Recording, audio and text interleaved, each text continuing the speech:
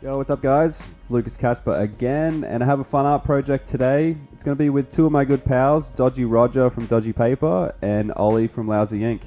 So they've invited me into their space in Cremorne, which is a pop-up location that you have to check out while it's still there. I've been stoked for this project for a long time, so let's just head over there and get stuck into it. Dodgy bait break. Dodgy bait break.